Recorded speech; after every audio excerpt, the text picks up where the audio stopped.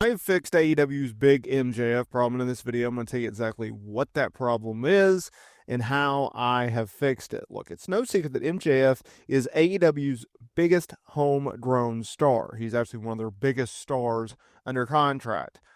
In fact, he had a bidding war of 2024, as he liked to say, although it really never came to grass. What do I mean by that? Well, while WWE was most likely interested, well, they did not have the opportunity to sit down and have a conversation with him, have an open discussion with him, because in fact, he signed with AEW before 2024 was up. And he took the majority of 2024 off, missing the first 2 quarters of the year, right? Due to injury. Now, he has come back. He has been a focal point of AEW television, and that's a good thing.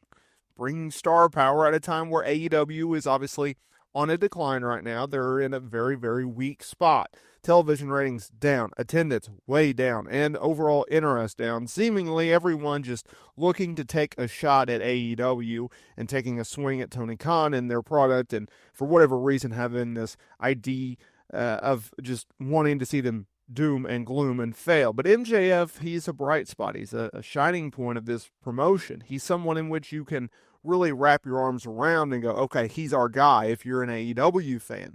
And in 2024, and obviously now as we make our way into 2025, MJF needs to be on AEW television, and he has been, but not as much as I would like to see. MJF continuing his program with Adam Cole in recent months after doing a Daniel Garcia feud, right? While those are notable names, Daniel Garcia, a name that they can build around. Obviously, they signed him to a new deal in 2024, expecting big things out of him. And Adam Cole, a notable name with a little bit of star power, but not necessarily a well-known name, a household name, if you will, in terms of like huge star power ability. And that leads us to today's video, because I had been critical of MJF and Adam Cole, or excuse me, MJF and AEW's booking of him, because he was starting to take, as we went into 2024, more Hollywood opportunities. And that's fine. But the only problem is when he's going and he's filming these movies, a la Adam Sandler's Happy Gilmore 2, it takes away time from him on AEW television. And don't get me twisted. Look, he was appearing on television. He was doing pre-tapes, but he wasn't in the ring being MJF. I'm not talking about wrestling. I understand why he couldn't wrestle due to insurance issues. He was not allowed to wrestle while filming these, right? Or at least in the middle of it. What I do have an issue with it is the fact that MJF was on our television, but he wasn't in the ring. He wasn't in front of the fans. He wasn't going back and forth doing these epic promo exchanges that got him over in the first place. He started to take a back seat, right, to top tier storylines. Daniel Garcia, sorry, but he's not on the level of MJF. Not even close. Adam Cole, okay, I can see it, but still, he needs to be in the top tier position. If you have one of your biggest names under contract and you're on a decline, you might want to go with them in terms of having them as your top star, or having them in a top program, or making them the world champion.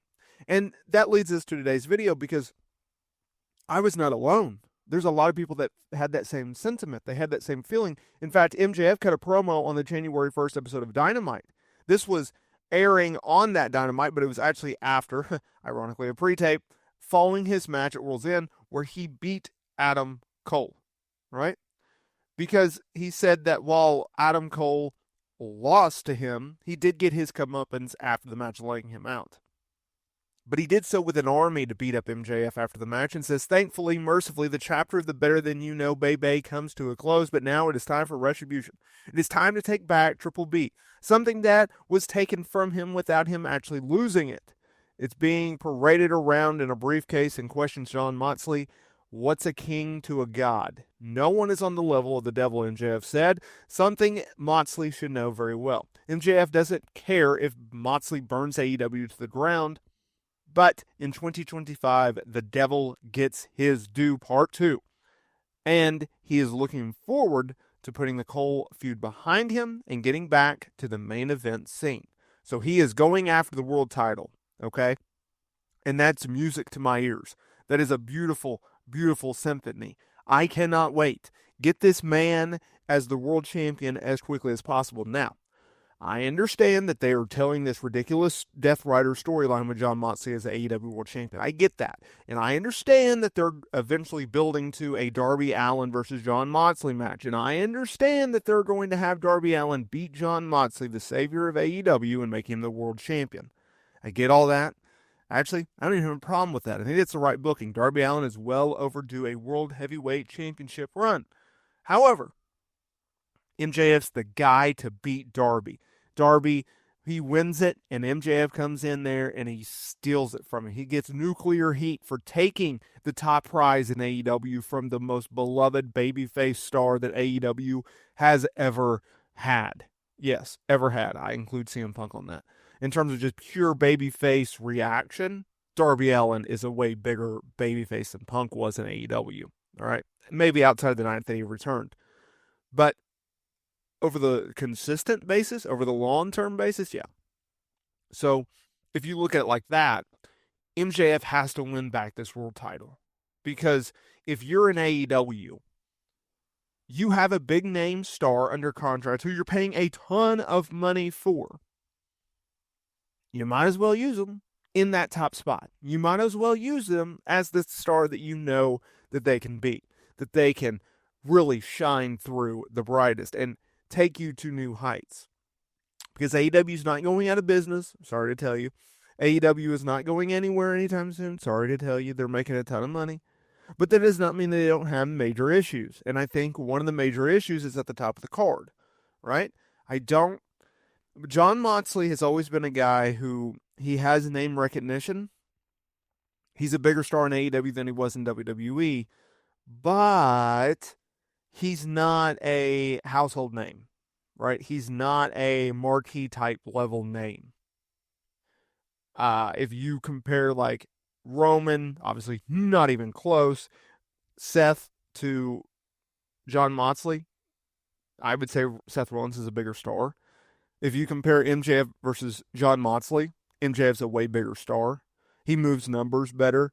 He has a better reaction. He has, in my opinion, better matches. So, if you're looking at it like that, and if you say you want a heel in the situation where they're the world champion, MJF's your guy, right? So, I think it is a situation in which AEW, they gotta get MJF back in that realm, in that main event scene. I think that's where they're going. I look forward to that, and I'm curious to see how they get there.